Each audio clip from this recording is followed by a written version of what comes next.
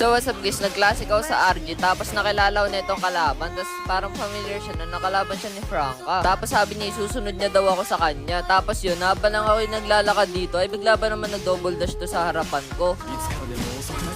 Tapos sabi ko sa kanya, gaya-gaya siya, sabi niya, siya na daw papalit sa akin. Tapos habang papunta ako sa mid dito, bigla na naman ako pre-install. Nagulat ako kasi bigla na lang siya sumulpot.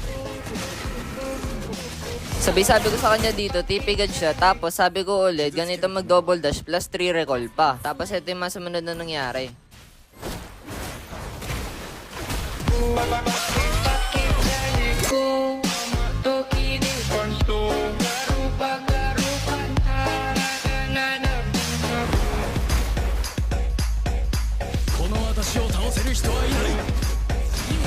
Nahilig mo freestyle. Pakitaan kita tunay na freestyle.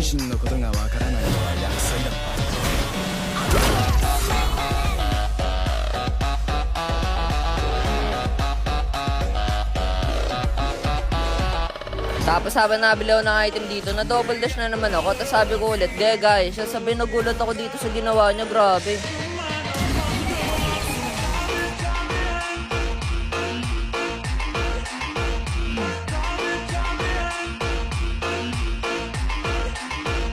Di pa ako tapos.